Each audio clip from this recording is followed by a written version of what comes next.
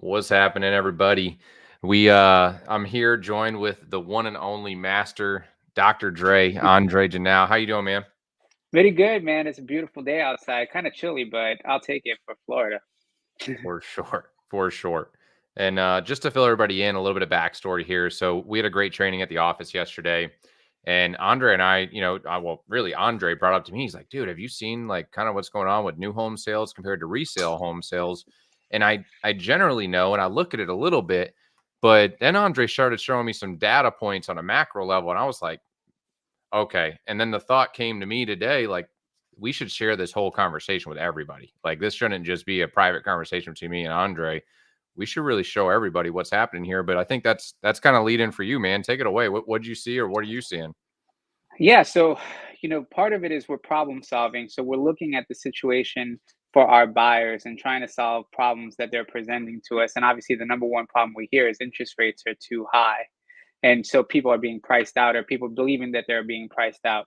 And so, one of it is to try to figure out, how do you find the best deal for a client? And when you're being creative, you're looking at all of the different avenues. And so I started to look at, when we were looking at existing homes and some price points and what the home needed and what the home was asking. And then I said, well, what does a new construction look like? I started to see that there wasn't that much different. I'll give a few examples. I went and toured a new home community that was offering a 5-bed, 2.5 house, and it was 365. And I had just shown a 4-bed, 2-bath for 425. And I'm like, wait a second, hold on a minute. Like what is happening here? So, I started building relationships with builders and started getting a feel for what the inventory was like in that area. And then I started looking at what incentives were being offered. And just to give an example, for Halloween, I walked into a builder on a brand new quality build. About 465,000 was the starting price on it. And they were giving um, I believe $45,000 in closing incentives if you sign by October 31st. $45,000 to use towards closing costs or rate buy downs if you did it by the 31st. And even now, until the end of the year, they're doing $30,000 in incentives on their homes that you can use towards rate buy downs. And so the incentive structures that I started to just starting to interact with different builders, I'm like, wait a second, what this is maybe I have something here. And so just today, right before this call, I was on the phone with a client who we looked at 7 houses for a price point, and it just wasn't meeting the needs. And I'm like, well, you know what?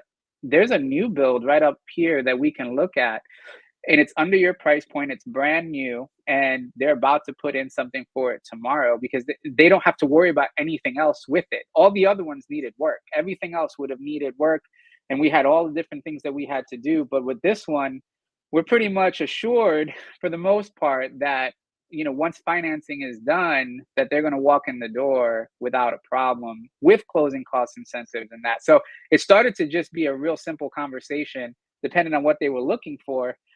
Hey, have you ever thought about this being a possibility? And I don't think people have, because they thought they couldn't afford it. Well, and let's just pause there for a second, right? So, like, it's so counterintuitive. I caught it inside of there. And guys, as you're listening, like we'd love to know you're here. Say hello. I've got a data point related to what I'm about to ask you for later that even shocked me. But what was that feeling in yourself when you got to the point that you're like, "Holy crap! Is new construction the same price as resale?" Like did that feel counterintuitive? Was that a shock, like a shock moment, a little bit? It was, because it's not something we're used to in our history. I mean, and then I started looking at data points to support that. And there have been quite a few that have come out since July going into now that support that this is about one of the few times in real estate history, known real estate history, where those prices and price points are intersecting.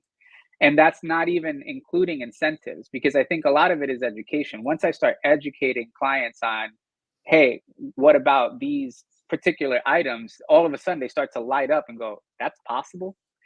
And like, yes, it is. It's nothing's guaranteed, but it's possible. And the more relationships we have, knowing what's out there with all the different builders, the easier it is to have the conversation, because I have now things in my head when other things are not working out. I love that. And just to give a little backfill there, right? So when we're looking at purchase prices, guys, so that's what you'll see. Like when we're looking at those, that's what they're comparing. But what Andre's talking about these incentives, they really cover some of these ancillaries. So when you were to buy a resale home, I'm going to go estimate very high, and you're buying it with a loan. You're going to look at like 4% in terms of closing costs. Maybe it's 3%. Let's go high and say it's 4%. So if we're looking at a $400,000 house, what's that? 16,000? Is that 16,000? Hmm. Um, 16,000. So realistically, if we're calling them apples for apples, if you got to pay the 16 here and they're offering you a $15,000 incentive over here, that's a net $15,000 swing. So that's the same as this house being 416 and this house being 401. I want to make sure that's clear for Yeah. everybody in the context of this, because that's on top of what we're about to show you. Yeah, absolutely. And I got two. I got one in my back pocket right now, 25,000 in incentives till the end of the year. I've got another one with 30,000 incentives until the end of the year. Um, I keep a list because I don't know who I'm talking to and I don't know what their ask is. And then what I find is like, if you have an ask and I can't meet it 100% when we're looking at what's in the market, then we start to look at where are you willing to compromise. And there's some things that people don't even realize they're willing to compromise on until you start putting new in front of them. uh, and they go, "Oh, well, I'm Absolutely. willing to compromise on this if it's brand new," because then you can add to it later because they know they're not going to have a ton of unknown out of pocket expenses, hopefully, right? That like, we always got to say hopefully, Yeah. but You never know what's going to happen when you move in. also they things that they were allocating for repairs for general fixing and all that stuff. Now that's freed up, and they can go to somewhere else into other areas that they probably would have maybe had to compromise on what it looked like or what it was, and they can just build it themselves. I love it, Mhm. man. Let's get into nitty gritty. I know you got a couple of graphs there that we were talking about. I want to show that to everybody Mhm. just to get the conversation started and get us kind of leaning into where we're going. All right, so I'm gonna sharing screens is easy as well. We're gonna find out how this works. Hey, we ain't So we're gonna got go. it all figured out here. All right, so we'll share the entire screen, and let me There know we when you can go. see my screen. Yep. I got to add it here, and then I'll probably do this with us right here. There we go. So let me know if you see this really well. Let me do this. That's better. Oh, that's crystal clear. I mean, guys, if you're on here, I want to make. I'm looking on my computer inside of this thing. So if you're watching, just give us a little thumbs up as a comment or something that we know that you can see it as well. But I go ahead. So So this came out in June. So this is Axios is a website that published it using fact sheet data. And so I presented this actually in one of our think tanks, and I was like, "Wow, this is super interesting." So this is the median selling point of U.S. single family homes and how those two intersected identically. And this is the first time in this particular data set that I saw it. I think it touched here as well in 2021 briefly. But when we're looking at opportunity, we're looking at just big data, right? And so sometimes just taking a step back and looking at what is the data telling us that's happening, because we can almost like feel it organically when we're looking around. When I get a listing sent to me and then I go, wait a second, I just know a new build I can get for 15,000 less than that. Like, and I start to dig. I'm like, you just have to, you feel it, but now you have to look at it and go on the chart. And so this was one of the biggest ones that I saw here that told us a little bit about the story that was going on with selling price in single family homes and existing homes. And So I dude, don't, you're super brilliant looking at these charts, and I think it's good that I'm a little dumber. So I'm gonna just jump in here for 1 second, real quick. For all the people that are like me that look at graphs and you're like, oh, ho, ho. But in truth, what we're looking at here, and tell me if I'm wrong, Andre, bigger the gap. Like if you're looking at 2016 and you look up, the gap there is the difference between what it costs for a new construction and what it costs for a resale, right?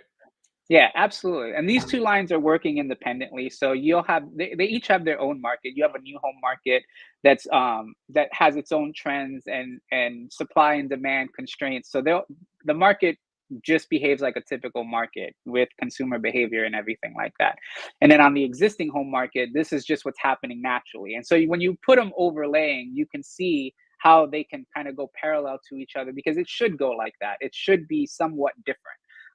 In a normal situation, it should be somewhat different.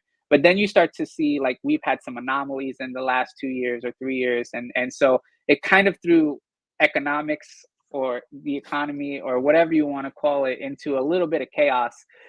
And so there's been some bouncing. So you can see on the new homes, it really peaked high up at 500,000 in the middle of that. And then it started to take a tumble down. And then as that, the other one is just on a regular trend, but the new homes seem to have just trended down to kind of intersect, not so much that all the other homes caught up. And so you just look at when you're an investor, you're looking at opportunity. You know, the charts just tell you what's going to happen. You know, sometimes if you read them, you can see what the trends are. You can see when trends reverse. So you're able to just look at it and substantiate what you're thinking. And I looking that I was like, man, I feel like I can get a new home for the same price as an existing home, and the data says, yeah, that's true. I love this right here because the disparity between a new home and a resale is kind of crazy, right? Like every resale, you Mhm. on almost everyone, there's going to be a roof coming, there's going to be an AC coming, there's going to be appliances coming. Maybe you're acceptable of the floors, but they're kind of junky, and you're gonna have to redo the floors. The difference in like the quality of home that you're getting from a new construction versus a resale, it's pretty crazy as long as you're accepting of it, right? Like if you like the quality Yeah. of the finishes, you're not going to change a lot. You're getting a new roof, new AC, warranty. I mean, for those two things to be equal is crazy. Like it's even shocking me looking at this.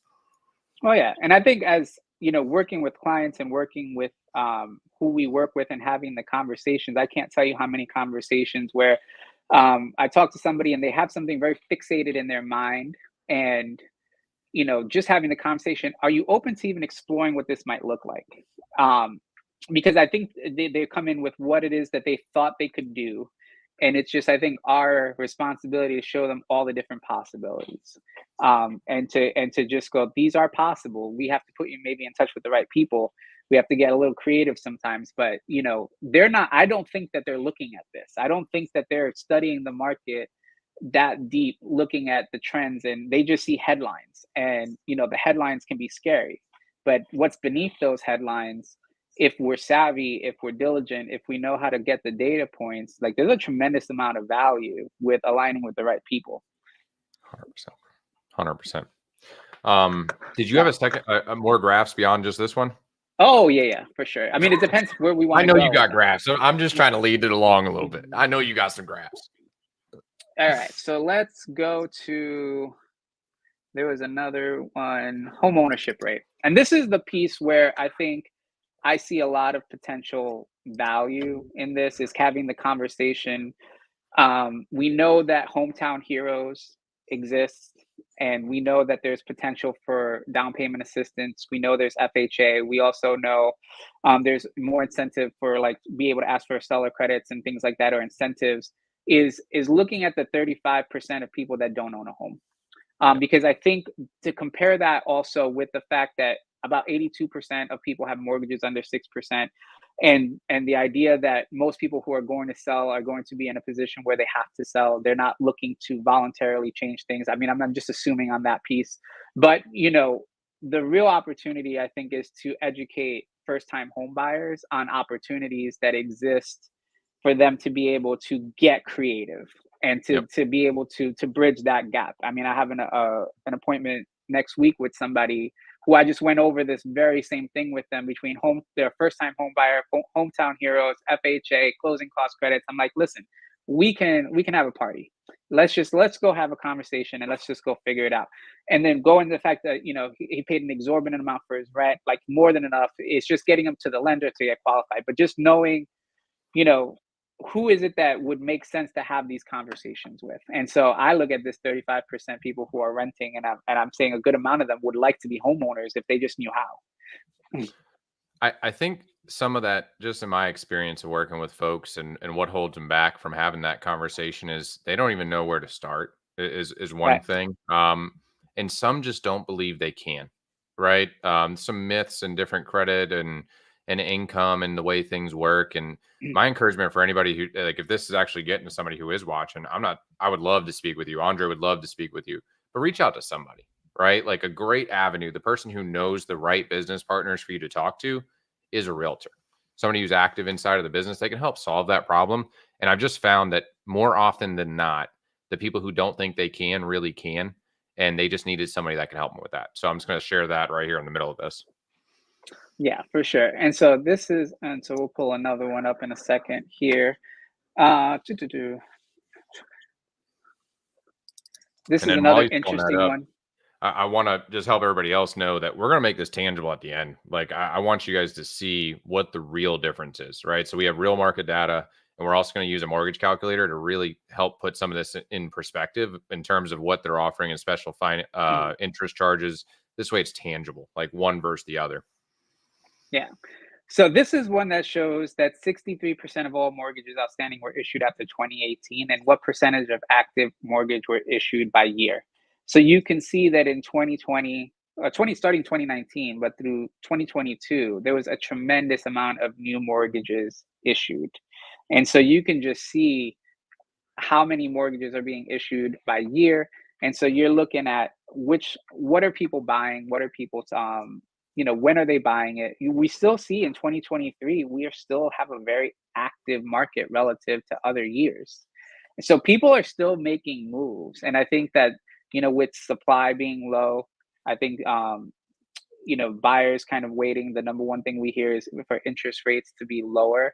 And one of the biggest things about that is if you get into a situation where interest rates do lower, and then you have an influx or just a wave of new buyers, you're going to have new mortgages being issued. But it's also going to lead, if the sellers aren't motivated to sell because they're locked in at such good rates, you're still going to have another challenge, being that you're going to just be competing more with what's out there. And Yep. so, there's definitely caveats to a lot of the things that we're hearing. I love that. I love that. Nothing really to add there. Yeah, and I'm not sure if I have any other ones that are interesting, but I can, the new home sales activity is regular. There's nothing out of this world. Lumber prices, if you look at what lumber prices were doing, which were affected a lot of people in new construction, and home builds in 2020 and 2021, those have all normalized. So there's been a lot of normalization through it, and I think there's, probably a little bit of hesitation given that the markets in those couple of years got so out of line with freight costs and all of that, looking at big picture macro, that I think that people are starting to like forget that these industries that supply the labor and materials for these builds are starting to normalize, so that we're starting to see more price stability. And like we said before, builders are motivated because they have to move it. Some of them are publicly traded companies. Like, they're very motivated to get things done within certain blocks of time because it looks good on their financials. And so I found the best time to get a deal, in a new build on a publicly traded company, is towards the end of their quarter, because they're trying to move their inventory to make their quarter look better because they got to report to their shareholders. If you will, real quick, that very first graph where it shows the differential, just pull that back up real quick, because we're going to add more data behind this, because I think part of what this video is going to have to do is somebody's going to jump on and say, man, what are these guys trying to say, that new construction is actually the same price or cheaper than resale? So I want to really drive home what the opportunity is. So guys, what the opportunity here is, if you look at that gap all the way through, and we don't have this number, but if you were to take an average of the difference between the value of a new construction and the value of a resale, that's going to come out here. And I don't know what that number is, but let's say it's 20,000 looking at this. That's the opportunity. That's the equity opportunity over time that we're talking about here, is you're able to buy something that is traditionally 20,000, whatever, it might be more looking at this graph, really. It might be 30, 40,000, but traditionally there's a gap between what this is worth. That's your equity opportunity over the course of time. Right. And do you agree with this, Andre? You study these graphs a little closer than I do. Oh, absolutely. Like, when an opportunity presents itself, you have to be willing to pull the trigger. And I remember when I first moved to Florida in 2012, I had an opportunity to buy a home in Trinity, Florida. I didn't end up pulling the trigger on that one, but because of the market at that time, I would have walked in with $35,000 in equity just because it was the right time. Yeah.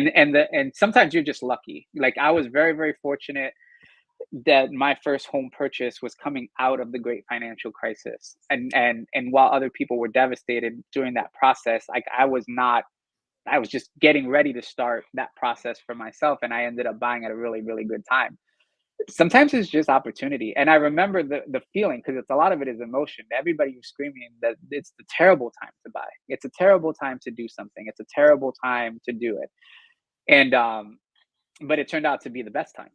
And I can't guarantee that that's true in every scenario in every market, but No. typically that what people were telling me in 2012 when I bought my first home, and back then homes couldn't appraise for anything. I actually bought a new construction because no other home appraised. And so we ended up giving up on existing homes to have to buy a new home because that was the only thing in 2012 that was appraising here in Florida. That at least where we were looking. And so I remember that experience. And so but a lot of the sentiment that drives the market is sentiment. It's the majority thought. It's what people are thinking. And so if you're going to wait and do what everybody else is doing, there's also a natural consequence to that is everybody's going to do that. So if you wait for everybody to do what everybody is already telling me that they're going to do, you don't know what the outcome is going to be, and these numbers can flip very quickly again. So it's Yep. just opportunity, and we just want to say that this is an opportunity, right? It doesn't mean that it's like always going to be here or that it's going to stay like this forever. But when we look at opportunities, it's our responsibility to say, hey, hi, look, there's an opportunity. You may want to look over here. Hey, we're just pointing a finger at it. It's like this might be good.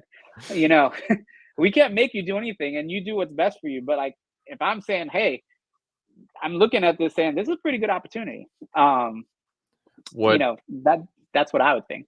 Well, what I want to add to that, man, is like one of the things I really appreciate about our partnership is that we come from a place of what's best for the client, right? Like that's always in mind. Like we can't sleep at night trying to do things that don't make sense. When we can't sleep at night trying to persuade people to do things that we don't believe in, right? Like Right. that's part of our DNA.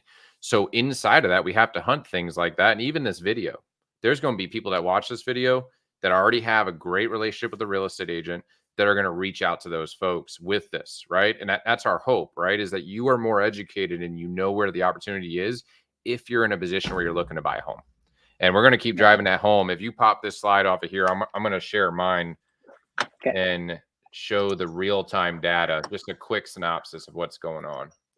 All right. I'm stopping sharing, so All right. That you leaves should me be over back. here. Let's see what I got. Entire screen. We'll share this one. All right, guys, this is going to be really small. I'm going to hover. I'm hoping that, I guess if it was on a phone, it wouldn't be that bad.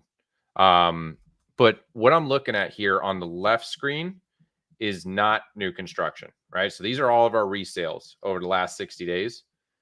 Over on the right screen is, yes, these are our new constructions, right? Last 60 days. And this is Hernando County. I wanted to give us a small enough data set.